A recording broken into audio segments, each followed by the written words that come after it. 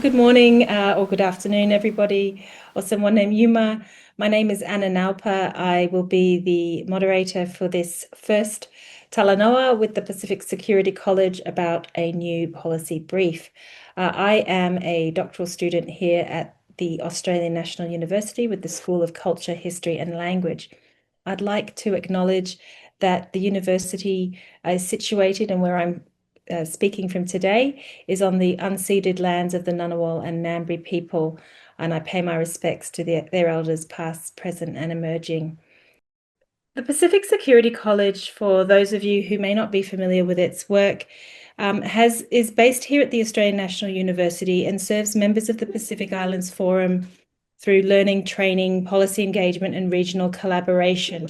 And I'd like to acknowledge Professor Dave Peebles, who's the director of the Security College, and the team for their leadership and for realizing a vision to support innovative research that's relevant to how we understand the breadth of Pacific security under the Forum's Boy Declaration on Regional Security, the 2050 Strategy for the Blue Pacific Continent, and now also the Blue Pacific Ocean of Peace Declaration.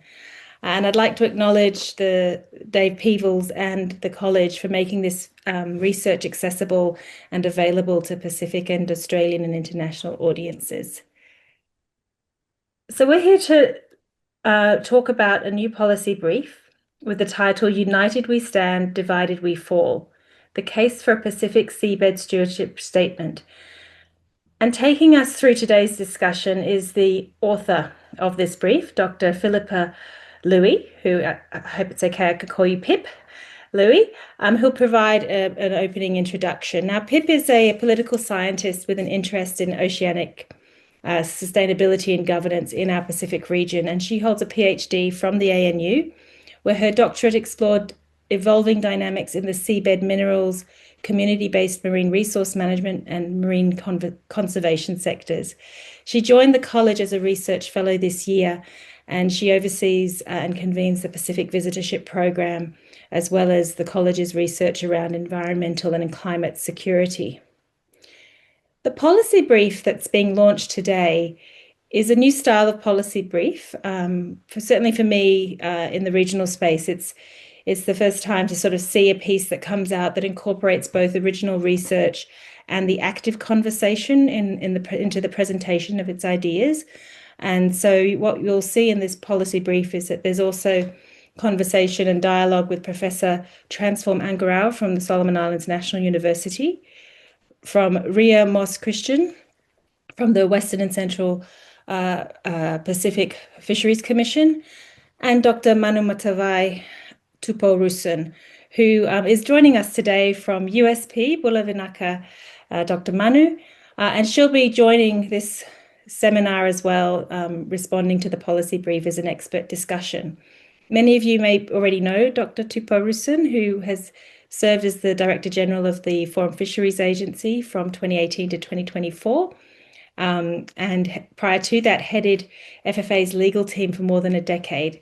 She's currently the acting Deputy Vice Chancellor and Vice President for Regional Campuses and Global Engagement at the University of the South Pacific, as well as a fisheries consultant and on the Board of Trustees for the newly established Pacific Academy of Sciences. So absolutely a wonderful expert to have here engaging in this conversation and providing a reaction to what Dr. Pip Louey will be sharing today. Dr. Tupou-Roosen is also a member of the Pacific Security College's Advisory Board. So enough from me. I'd now like to hand over to Pip to introduce the policy brief.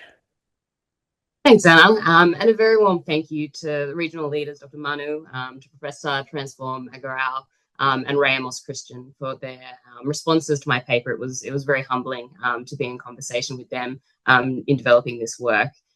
This has been a very big year for many of us, and I'm so grateful to you all, those online who've taken the time out of this scramble at the end of the year to join us in this conversation on regional seabed governance in the Pacific. At the heart of this policy paper that I'm launching today is a question of how we as a Pacific region can move towards a more collaborative and collective approach to seabed governance. I put forward this idea of a Pacific Seabed Stewardship Statement as a first step towards such a regional seabed approach, seeing this statement as what could be an articulation of common principles of deep sea management, which in turn could guide collective policy and action. But before I do introduce this idea of the Pacific Seabed Stewardship Statement, why is this collective seabed governance approach important for the region, and why now? So quite simply, there is a rush underway for access to the Pacific seabed. Deep sea ecosystems are attracting attention for their genetic resource potential, which science and industry are exploring for application in areas including pharmaceuticals, biotechnology, agriculture, and cosmetics. The number of submarine cables across the region has grown substantially over the past decade, and particularly since 2020. And perhaps most contentiously, the mineral-rich deposits found in many parts of the Pacific seabed are seeing deep-sea mining proponents sharpen their focus on this blue Pacific continent. These emerging sectors are attracting new and re-energized stakeholders to the region, each seeking access to the Pacific seabed and its resources. This brings opportunities and challenges for Pacific communities to navigate, but above all, it calls for responsible seabed stewardship. From my years observing and learning from the Pacific's ocean leadership, it is my suggestion that effective management of accelerating deep sea activities will require the Pacific to draw together in a collective approach to seabed governance. We have seen that the Pacific stands stronger when it stands together, be that in fisheries, in climate action, the drift net fishing ban, and opposition to nuclear weapons and testing. We now really need this cooperation in the deep sea space. I do want to acknowledge that conversations around what regional collaboration for the Pacific seabed could look like have been growing over the last 2 decades. This is not a particularly new conversation. A handful of ideas have been thrown around, ranging from the establishment of an independent regional seabed authority to regionally harmonised minimum terms and conditions, or a regional moratorium. Yet these various proposals have often struggled to gain traction, particularly at the political level, and this is because of some of the differing opinions across the region on certain aspects of seabed management and use, particularly that of deep sea mining. This year, however, we did start to see the tide shift, with the Deep Sea Minerals Talanoa in February and the 54th PIF Leaders meeting moving that dial on regional seabed cooperation. A key outcome to emerge from these events was high-level political support for a member-led regional approach to deep sea minerals. Now, this was an important step given how much seabed activity is happening around the region. The task now is to put this endorsement into action and start building towards this collective approach. And this is where the policy paper that we're launching today hopes to contribute. So the idea that I raise in this paper is that of a Pacific Seabed Stewardship Statement. Such statement would set out clear principles of deep sea management and use that shareholders across the region collectively agree to. These mutually agreed principles would in turn guide policy action and implementation. Now, through its negotiation, the statement could help build some of that mutual understanding on seabed governance, and upon its agreement, it could be this point of reference and accountability, both for stakeholders of the region and external partners that are seeking to engage. A Pacific Seabed Stewardship Statement could sit alongside and complement the development of a regional knowledge hub for Pacific seabed information, as was agreed by regional leaders at the PIF Leaders meeting a couple months back. And in this vein, it could help facilitate cooperation around seabed research at that political and policy level to then enable and encourage technical collaboration. There are 3 key features of the proposed statement that I outline in this paper. First, I suggest that it could be a non-binding statement of seabed principles, not positions. We all know the diverse, sometimes divergent positions that Pacific stakeholders have on certain deep sea sectors. Rather than focusing on these points of divergence, a Pacific Seabed Stewardship Statement would aim to build around shared values, and in doing so, cultivate areas of mutual understanding. Over the long term, parties may look to incorporate these principles into a regional treaty, something in the style of the Treaty of Rarotonga. However, in the interests of fostering robust and constructive dialogue that keeps all stakeholders at the table, it would be useful for this statement to be non-binding at first. Second, I suggest that the statement expand regional cooperation beyond deep sea minerals and towards seabed governance more generally. Why? The answer to this is really because the ocean, like the ocean, the deep sea is fluid and it's interconnected. This means that activities undertaken in one part of the sea floor often have associated impacts in others. We've gotten much better at recognising this idea of transboundary impact in oceans governance, and we need to think along similar kinds of lines for effective seabed management. And thirdly, the observation that sparked this whole policy paper in the first place is that there already exists a really robust set of shared stewardship principles that have been articulated across the Pacific. In preparing this paper, I analysed 85 statements that have been made by Pacific stakeholders over the last 20 years, looking for how they were articulating principles around seabed management and use. What I found was a really rich set of values that Pacific stakeholders broadly share around seabed governance, covering ideas such as the precautionary principle and respect for international law and multilateralism. In this paper, I discuss these principles across eight key themes, which can broadly be used to think about them. And that is heritage and connection, justice, ecosystem health, development, geopolitical management, knowledge, coordination and cooperation, and governance.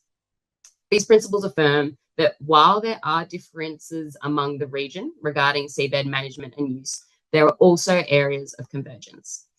And so these principles, they offer a springboard for negotiation of a Pacific Seabed Stewardship Statement, building on decades of thinking and discussion that have already occurred around the region. If we think about where such seabed stewardship statement could be developed, the Office of the Pacific Ocean Commissioner could take a leading role in shepherding this statement through the PIFs, given its Pacific Oceans remit. Transparency and accountability and inclusion will be critical if such statement is to have any legitimacy. And as such, the statement should be developed in consultation with a broad range of regional stakeholders, including customary leaders, faith groups, civil society, and youth representatives. Something that I do also really wish to highlight is that this statement is proposed as a starting point for regional seabed cooperation, not its end destination. Declarations have use for building and guiding Pacific regionalism, but they do get us so far. As such, a statement should be seen as a primer for further regional seabed cooperation, and this is where we can look to some of the other suggestions that have been raised over the decades. And so to wrap up, if we look over existing experiences of Pacific natural resource governance, we know the power of collective solidarity for protecting ecosystems, safeguarding communities, and delivering real, tangible benefits.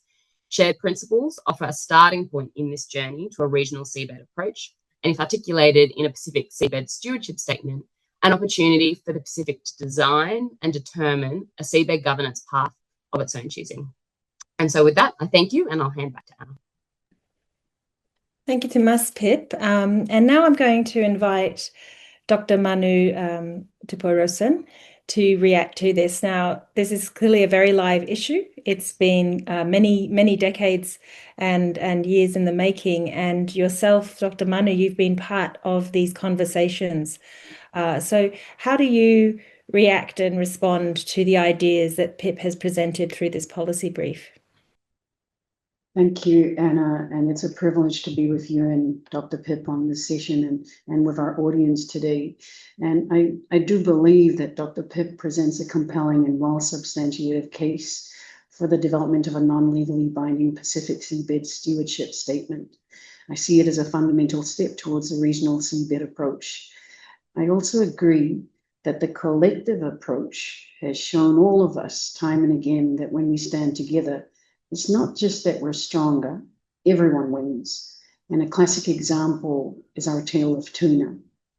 You recall that the Foreign Fisheries Agency was adopted through the visionary leadership of our Pacific Forum leaders back in the 70s. It was established in 1979 at a time when countries were still negotiating the UN Law of the Sea Convention.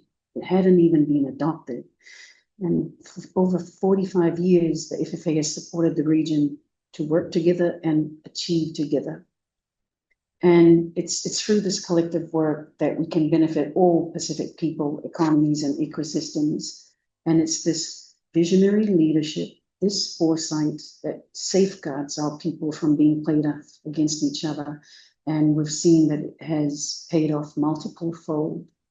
So at this pivotal moment in global deep sea activities, that same visionary leadership is urgently required to bring our people together and guide strong seabed governance. The challenges before us demand immediate and coordinated action. And the more spaces that we can usefully create at various levels for relevant stakeholders to talanoa about the stewardship of our Pacific seabed, the better. I also fully agree with Dr. Pitt that this will build seabed cooperation in a manner that keeps all stakeholders at the table while cultivating robust, constructive dialogue. A unified Pacific approach recognizes the interdependence of the resources above and below the seabed. And a non-legally binding approach is a non-confrontational yet strong statement of principles to steer us. This statement can also serve as a strategic platform to guide sustainable practices, strengthen our regional solidarity, and safeguard our shared ocean heritage. It can also act as a catalyst for coordinated action, ensuring that the principles we uphold for tuna fisheries above the seabed also inform responsible stewardship of the mineral resources and fragile ecosystems beneath it. And I'm a firm believer we're such strong and resilient large ocean states that have withstood all manner of challenges for centuries. And as stated so appropriately by Professor Ebeli Hau'ofa, no people on Earth are more suited to be guardians of the world's largest ocean than those whom it has been home for generations. So our responsibility is clear: to steward our Pacific home so that it endures for our children, honoring the sacred trust passed down by those before us. So placing our people at the center of every decision is the essence of our Pacific way. Any statement or initiative on seabed governance must uphold this principle as its foremost priority. As exemplified by our tale of tuna, we always remember why we must work together. It's our people, our ocean, our future. Thank you, Anna. Thank you, Tomas, Dr. Manu. And we're now going to move into our talanoa or Storians part of this presentation, where the participants who've joined this call are invited to raise your hand and ask questions. I'm going to kick us off with a couple of questions to warm us up. But please do use the raise hand function to share your question. But first, let me return to Dr. Manu. From your experience in fisheries, what are two key ingredients for effective regional governance across our vast and diverse Pacific? Noting this proposal through the policy brief is prompting a principles-based approach. In your experience and your view, what are going to be two key ingredients here? Thank you, Anna, and that's a great question. And if I could add 3 key ingredients. First one, I've already highlighted, it's the visionary leadership, the unifying leadership. That's an absolute key ingredient for anything we do in the Pacific. And it's that same leadership I alluded to that set up FFA, and it's that same type of leadership that's called for in seabed governance. That's the first ingredient. The second ingredient, I would say, is cooperation and solidarity. And we all know this. For all of us who call the Pacific our home, that our cooperation is our greatest strength. And so we're successful in managing the ocean governance for tuna and above the seabed. And it's that same, again, the same principle, the same approach, the same collaboration applies to seabed stewardship and working together to ensure that everyone wins. The third ingredient I would add is that if we say cooperation is our greatest strength, then absolutely our people are our greatest asset. So ensuring that whatever we do and however way we do it, that we're not just working together, but keeping front of mind that it's for our people. Thank you. Thank you, Dr. Manu. So I'll go to Dr. Pip. This idea of a Pacific Seabed Stewardship Statement. This proposal is coming out as the Pacific prepares to operationalize the BBNJ Treaty from the 17th of January 2026 onwards, when it enters into force globally. Dr. Pip, what do you think is necessary to ensure that such a stewardship statement can be meaningful? Thank you, Anna. And thank you, Dr. Manu, for those insights. Building on some of the reflections that you just offered, I think having that really thinking about putting people really at the center and making sure that this is a statement that reflects people's wishes and values. I think it's really important that it is consultative. I touched on that a little bit in some of the opening remarks, but for this statement to have the social license that it needs, I think it is important that there is broad and deep consultation that is engaged during the development of this statement. Also, following on from Dr. Manu's point about leadership, it would be really helpful, and we've seen that when ideas have a champion and somebody to help kind of guide it and encourage it through the regional architecture, that often really helps. And then finally, and thinking a little bit here, Anna, about your point around the BBNJ Treaty and some of the broader activities that are happening. While the statement itself, I propose, is something that is non-binding, I think there's real value in tagging it and flagging where there are areas of similarity that connect it to other agreements. And so here we can think about if a principle that sat around, let's say, SIDS special case recognition was to be adopted in something like this statement, you could here link into things like the Rio Declaration, like UNCLOS, like the Samoa Pathway, some of these other instruments, and show some of that compatibility, show where it links to other mechanisms that exist, and use some of those to kind of give a little bit more teeth to what still may be a non-binding statement. If we think about the BBNJ Treaty, one of the really big achievements of that was that real centering and acknowledgement of Indigenous knowledges and wisdoms. And that's another really interesting pathway that you could engage in this statement, recognising as well that BBNJ is often very concerned with what happens on the deep sea, and recognising that, again, things like Indigenous knowledges are really important for thinking about how we approach the deep sea. Thanks, Pip. And I just want to bring everyone's attention to the chat in this Zoom. As you can see, the college has just uploaded the link to the policy paper, so the policy brief that we've been talking about this morning. So feel free to connect into that link and have a look at what's written there. I'm just looking to see if there are any raised hands or questions. And while you're thinking about it, because I do love to ask questions myself, I'm going to come back to Dr. Pip, if that's all right. And I should just acknowledge that we do appear to have people joining us from across the region. I can see there RMI, Tonga, Fiji, Papua New Guinea, Australia. And I'm sure we'll see more popping up from there. And apologies if I've missed your country and you named it, but there's an opportunity to raise your hand and join the conversation with us as well. So I'm going to come back to you, Pip, and just ask about this idea of expanding a regional governance approach beyond deep sea minerals to the seabed in general. That's this paper in the policy brief that you prepared has talked about expanding that conversation about the seabed. Noting, of course, there's been a lot of discussion around deep sea minerals, often sometimes controversial, sometimes a lot of questions. But could you speak further on why this aspect of expanding a regional governance approach beyond only deep sea minerals is important? Yeah, thanks, Anna. There are a couple of reasons for this. I suppose two of them practical and one a bit political. Firstly, there is the transboundary nature of what happens on the seafloor. This seafloor is connected through ocean currents, through food webs to other areas of the ocean, other areas of the water column and the seafloor.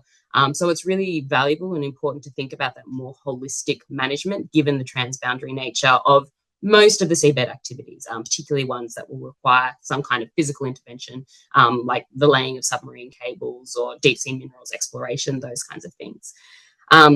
The other practical reason is that there is this growing activity across all seabed sectors at the moment. It's not just isolated to deep sea minerals. We're seeing, as I kind of noted in the introduction, growing activity around submarine cables, marine genetic resources, also just general science and mapping. So there's a lot of activity happening in the seabed space. And there's a real opportunity now to gear the region towards that more holistic seabed management, and to do that from the early days rather than kind of getting to some of the struggles of having quite well-developed sectoral approaches that then need to be brought together. If we're able to think about what are some of those compatibilities at these early stages, that's probably a really constructive and helpful way to move forward. As to the political reason as to why it might be useful to think about expanding regional governance to a more holistic approach, we know that it's been really hard to develop regional collaboration on seabed minerals. There's such diverse positions across the region. And so in broadening this conversation out, the aim there is to also think about maybe we can start opening up spaces to have other conversations around other key areas of seabed governance, and think here about building mutual trust in some of those other areas while allowing some of those conversations on deep sea minerals to continue to take place, but it wouldn't be the only focus of those discussions. So you can build some of that mutual understanding around how we're approaching submarine cables and submarine cable management, how we're approaching marine genetic resource management, build some trust, build some principles around those, as the discussions around seabed minerals continue to develop. And it's just a way to kind of open up that discussion a little bit more. And that's kind of, I suppose one of the other kind of political aspects as to why thinking about maybe a broader approach could be beneficial at this moment. So I'll leave it with that. Thanks, Anna. Thank you, Tomas, Dr. Pip. And I can see that we have a hand raised there. As you come in with your question, please introduce yourself and ask your question. Thank you.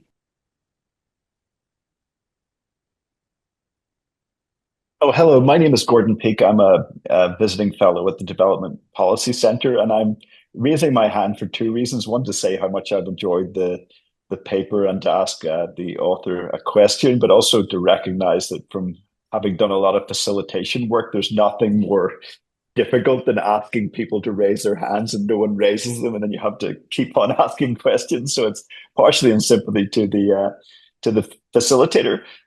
Thank you, Dr. Pip. I really enjoyed listening to you, and I enjoyed reading the paper as well. And I like everything you say. Seems is logical and clear, and I like the idea of structuring it around principles. Can I ask you what, in practical terms, you would think would be the first couple? That old cliche about the hardest, the longest walk takes place with the first couple of miles or whatever. So what would be in your view, the first set of kind of practical steps that could be taken to kind of coalesce around this? What would it look like in sort of practical terms to advance this needed agenda forward? Thank you. Thanks, Gordon. So at the Pacific Islands Forum leaders meeting, the endorsement of a regional approach to seabed minerals, it was kind of suggested there that be advanced through the Foreign Officials Committee, so the FOC, PIF's FOC mechanism. And that's probably a really helpful place for this also to be developed. I know that's kind of the process through which many of the other declarations have been progressed. So it'll probably be through that mechanism, and also it meets regularly throughout the year. So having that process to build it over the year, and also with the deep sea minerals Talanoa as well. That was a really important event last year. It'd be good to see another one of those next year and just continued.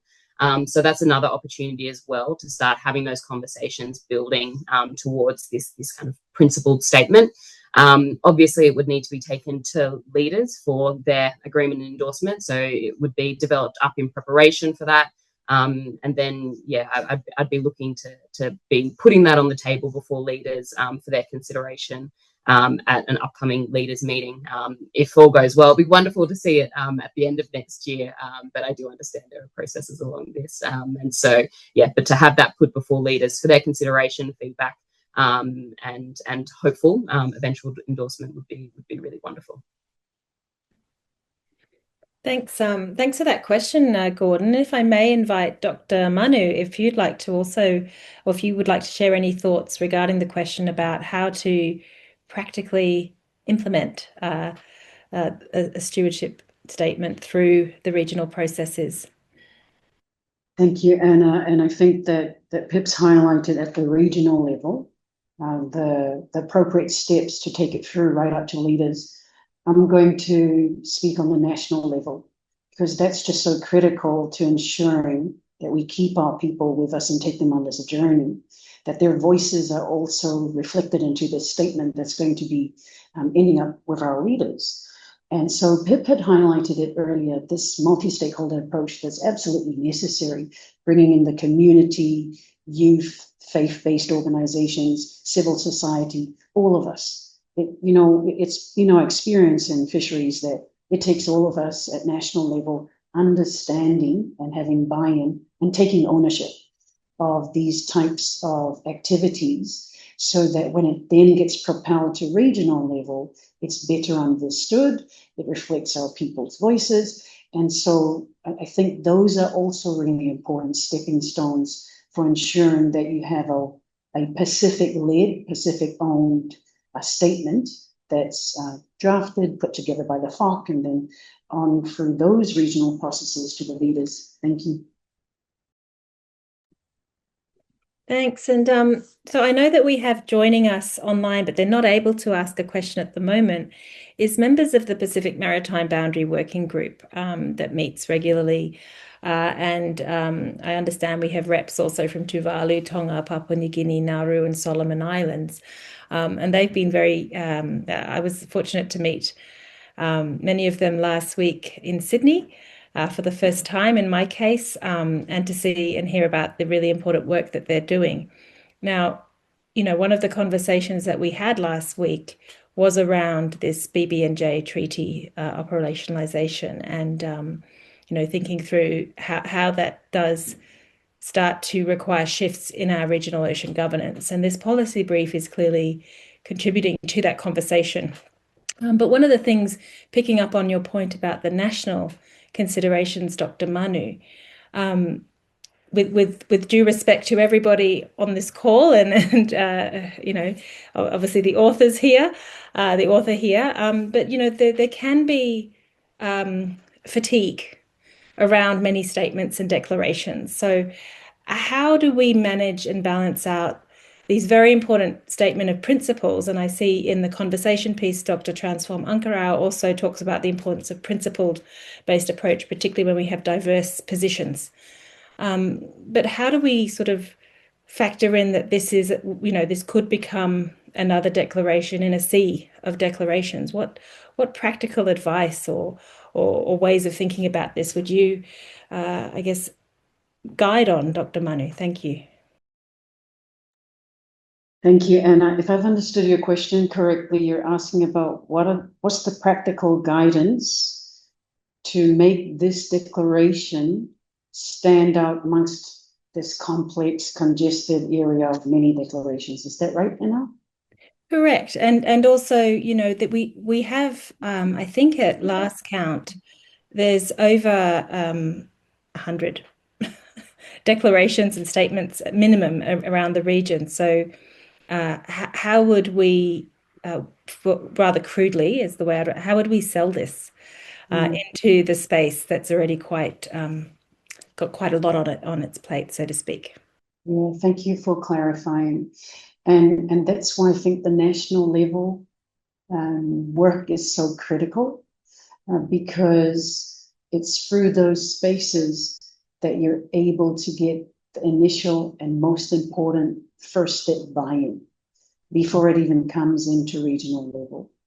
And so, in terms of practical steps, it seems that where there's discussions on deep sea mining, it involves the Ministry of Foreign Affairs as the lead coordinator to bring people together, or it could be the Prime Minister's office in each country. And it's ensuring that those national offices are well aware of this draft statement or an idea of a draft statement to be put together for a regional consumption and regional use. And I think it's really important that it starts there, and ensuring that we are socializing it with them, ensuring that they have their own internal discussions on it. Because the last thing we want is that it's put on the table at FOC at a regional meeting, and that some of the national stakeholders are aware of it and come with a national position that may not have been widely consulted. So we want to ensure that we're covering carefully and as fully as possible the national level. So that would be one practical step. And given that FOC is also represented normally by ministries of foreign affairs, they need to also be well across this. So at national level, where there's the lead in this deep sea mining, PM's office, there's Ministry of Foreign Affairs, there's also the Ministry of Oceans, or whichever ones at national level lead on ocean activities. Sometimes it's fisheries, and sometimes it's another department. So Ministry of Environment, for example. So it's understanding the key national stakeholders that we need to work with, and also who to position it with at the regional level for FOC. Thank you. Thank you, Tomas. And I think you've already begun to answer a question that I can see that has been given here from the floor from Sydney at the Pacific Maritime Boundaries Working Group. I'll just go through it and see if yourself or Dr. Pip would like to elaborate on this. And the question from the group in Sydney is, I understand that there's shared sentiments for a joint non-binding statement on deep sea mining within the region. And they recall that at the PIF's DSM high-level Talanoa session, the region seemed to be on two pathways, one of conservation and one on DSM development. How do we influence countries and their leaders on this joint statement, recognizing and understanding it's a country's prerogative to promote or protect their sovereign right?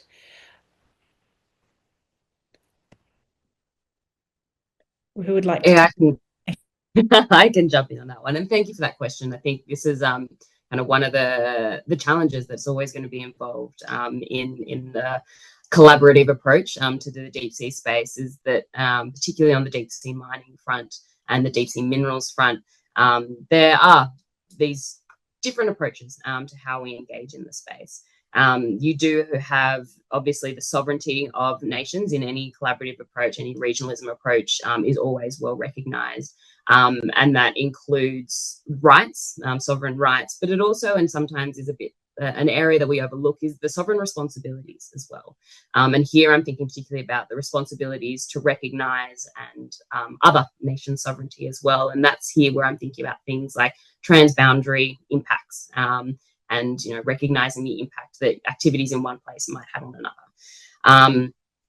I think if we do think about what some of the conversations that are evolving in the DSM space, and this is something that this statement engages with as well, we do have these different approaches. We've got kind of the more conservation precautionary principle approaches to DSM, and then we have the ideas around development.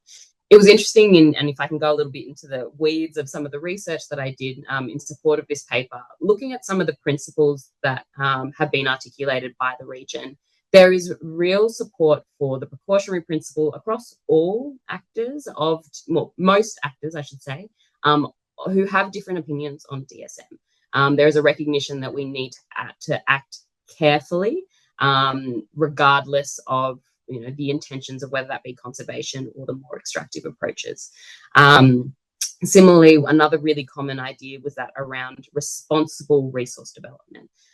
So again, for those who do seek to go down that path or are interested in considering it, a recognition that development needs to be responsible, And tied into that, there's also understandings around some of the governance responsibilities with that. So not simply the ecological responsibilities, but some of the governance things too. And that's also really important to think about before the fact, before any activities do go ahead, if they do, to think about what would be the governance implications of if they happen. And so it was interesting to see that across the broad spectrum of stakeholders that I was looking at their statements, those who were both in support of exploring deep sea mining and those who were opposed and those who sat somewhere in the middle.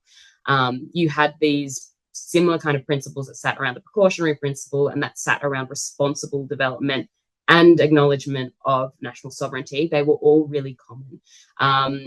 I'm not going to pretend that the development of this statement will be easy and there won't be these kind of more gnarly bits that we need to really carefully talk around and think about and might require a bit more time. I do recognise that they will still be there. But I think if we do think about where we can find some of those similarities, that's a really helpful place to at least start thinking about what are some of the areas of mutual understanding that we can approach in this seabed space. I hope that goes some way towards addressing that question. Thanks, Dr. Pip. And clearly, I think that argument around principles as opposed to, to help sort of bypass or at least allow the positions to go in their diverse ways. But the principled approach is one way, one important way forward. Joel, I see that there is a hand up. I'd like to invite Joel Nylon, who's a senior fellow at the Security College, to engage. Thanks. Thank you very much, Anna. I think probably just to continue to contribute to this thread of discussion, but I think that along the lines of what you were saying a bit earlier, Anna, it's important to see seabed governance as part of broader ocean governance. And I'm no expert in this area, but if I understand that there are divergent positions between those who have seabed minerals and those who don't, I guess part of the equation is to convince those who do have seabed minerals that there's value in keeping them in the seabed floor. There's other forms of value that exist in the ocean more broadly. There are initiatives that are happening across the region in the fisheries space, that are about value addition and building on what has come to pass in the past, P&A and other examples. So I think when we have this discussion, and more importantly, when members have this discussion at Talanoa and other places, and through the process of developing a statement like this, we probably just have to continue to be reminded of the holistic value of our ocean and its resources, and obviously engage directly with those countries who have resources and want to extract them, because for the reasons that they do. I just wanted to offer that, but also congratulate Pip on the launch of the paper. Thanks, Anna. Vinaka, Joel, and thank you all. We're coming to the point of wrapping up this brief Talanoa and presentation as well of the first policy brief launched here at the Pacific Security College. I realised there was one question sitting in the chat that I replied to you all on, and now have deleted that reply because I thought I was replying privately. Zoom lessons along the way. But perhaps in closing, I would like to invite Dr. Manu and Dr. Pip to give your final thoughts or reflections, and perhaps weave in any thoughts around this question that we have here from Sarah McCartney at SPC. How would this proposal sit with the Ocean of Peace as another declaration? Over to perhaps we'll go first with Pip and then Dr. Manu, and then I will close us off. Thank you. Thanks, Anna. And thank you, Sarah, for that question. I think it's a really wonderful question. There's this idea of the seabed being protected for exclusively peaceful uses. That's a principle that is enshrined in the law of the sea. It's a principle that aligns very closely with the Treaty of Rarotonga, that aligns very closely with the Ocean of Peace Declaration. And it's a principle that has been overlooked for quite a long time when thinking about seabed use. I would like to say a call out to civil society, who've really kind of brought this idea back to the fore in recent years. But we have this thinking that's been going on for quite a while, that the seabed should be protected and exclusively used for peaceful purposes. I think that's a really interesting thing to think about when developing up such a statement, and also thinking about the geopolitical system that we're in at the moment. We know that the Pacific wants to be and is a region often of peace. And so to really kind of assert that is something that could be really valuably advanced through such statement. Another really interesting part of the Ocean of Peace Declaration as well is one of the clauses that sits around responsible use of emerging technologies. That's another really interesting thing to be thinking about in this seabed stewardship statement. What does it mean to responsibly engage seabed technologies? This is a space that is moving very quickly. We're seeing quite a lot of developments around autonomous vehicles, around surveillance happening in the seabed. And so to think about, what does that mean? How does the Pacific orient itself and kind of set down its red lines and its boundaries around what kind of technologies should be used and permitted in this space? What are the principles by which these technologies should be allowed to operate? They're some of the really interesting things that I think you can bridge some of that Ocean of Peace work in with the seabed stewardship statement. I suppose in some of just the final remarks from me, a big thank you to everyone who's joined online, and to really reiterate that this statement is a contribution to keeping this discussion going.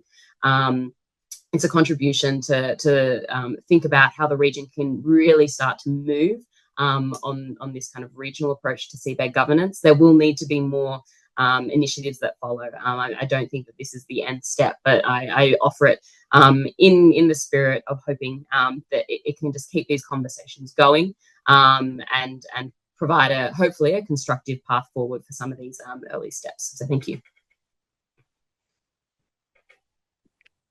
Thank you, Pip. And as we go to Dr. Manu to make a final comment, I can see there's been a really important question also pop up, and just perhaps to weave that in somehow, Dr. Manu, if you may.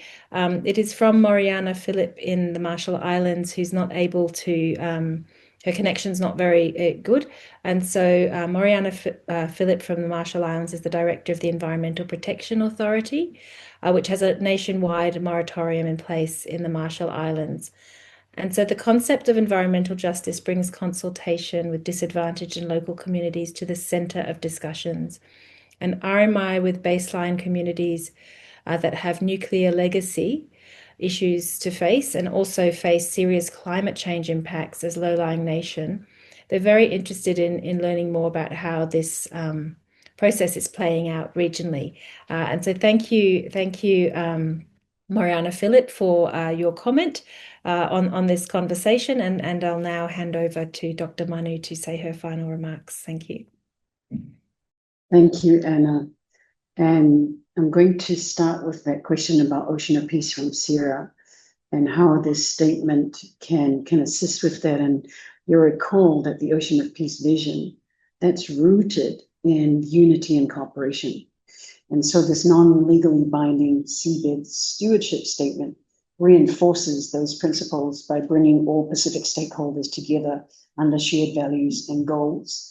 And Yahweh, Mariana, it goes directly to your points that you validly raise in terms of the nuclear legacy, the climate action that's required for countries like Marshall Islands, for all of our Pacific countries, ensuring that we are anchored in the principles of our Pacific people in any challenges that we face. And that's where I see that this work from Dr. Pip is positioning that we could indeed, as we step into deep sea mining, into deep sea bed activities, that we hold ourselves to the types of principles that she's outlined very well in her paper.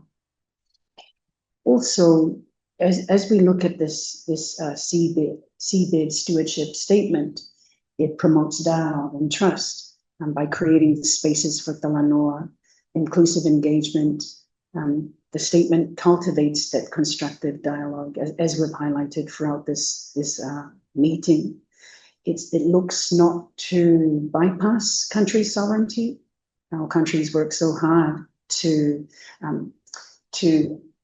maintain this sovereignty, and we want to ensure that there is a non-confrontational way in which we can bring our people together to stay together and work together in this deep seabed mining platform, knowing that there are different views amongst the membership. That's something we all recognize and respect. Ensuring that we can at least put in place these principles to start us on this journey of staying together, given that the leaders have already mandated that there be a member-led approach to seabed activities. So that bringing together and always having and giving the opportunity for Talanoa amongst our people, whether it's at community level, national level, regional level, we always see how it reduces tensions and it prevents conflict. And when we look at the seabed resources, this delicate balance that we saw in tuna fisheries, it's there all the time with extractive industries, this delicate balance between conservation and development. But it's not development at any cost. It's sustainable development. And that's how we in the Pacific have continued to be world leaders in ocean governance, in management of our tuna fisheries. We're the only region that has all 4 of our major tuna stocks as biologically healthy. It's not just about biology. It's not just about the economics. It's also very much about the social benefits and ensuring that whatever impacts from the industries that we carefully step into, that it has people at the front of mind. And so the ways in which this statement could be navigated indeed is, it can be seen as one of the ways that we're operationalizing this ocean of peace. It's peace in practice because we are ensuring that in a non-confrontational way, we're able to do this work. Also, the way it's set up is it calls for harmony between development and sustainability. It's not set up to pit any of our countries against each other. We know the diverse views on especially deep sea mining. It will also build on proven success. I spoke earlier about our tale of tuna, and that's all of us. That's all of us in terms of our story on tuna, which has shown that collective stewardship works. And when we do it together, everyone wins. And it goes back to that principle that's talked about by our leaders, by all of our people, leaving no one behind. So applying the same cooperative approach to seabed governance strengthens the Pacific's leadership in integrated ocean governance and anchoring peace through this shared responsibility. So I'll go back also very quickly, Anna, to this holistic stewardship, and it was highlighted in Dr. Pip's paper, and she spoke on it, and also by Joe. Absolutely, it takes all of us. Because when we think about the seabed, it's the foundation of ocean ecosystems, and decisions on minerals affect biodiversity, it affects fisheries, it affects ocean health. So a broader governance approach ensures that sustainability across all these interconnected resources. And it goes back to leadership. Right now, the Pacific holds unparalleled moral authority on climate action. And so ensuring that our people continue to journey together in ensuring our global leadership, our regional and national leadership, relating to our ocean, both above and below the seabed, and always remembering that we do this for our people, we keep our people with us on this journey. We are 96% ocean, there's no getting away from having the ocean as part of our lifeline, for ensuring that we sustain it for our children. Thank you. Thank you, Tomas. And so there you have it, everybody. Thank you for joining us for this Talanoa and conversation about United We Stand, Divided We Fall, the case for Pacific Seabed Stewardship Statement, the first of its kind of a policy brief from the Pacific Security College. You'll be able to access this brief via the website of the Pacific Security College, and the recording will also be made available after this session. I'd like to congratulate Dr. Philippa Louey for the excellent work and in kickstarting the Policy Brief series for the college, but particularly for starting with something so dear to all of us. Thank you for bravely introducing some additional ideas and opportunities for our region into this space. I'd like to thank Dr. Manu Tupou-Roosen as well for your time this morning and sharing your wealth of knowledge and expertise, and for never flagging in your energy for the pursuit of collective ocean governance that is peaceful. So thank you, Tomas, for your time as well. And finally, I would just like to again acknowledge all of you for your questions, your comments, for your listening. And please do continue to follow the products out of the Pacific Security College. Thank you, Tomas. Have a good day. Thank you, Anna. Congratulations again, Pip, and thank you, everybody.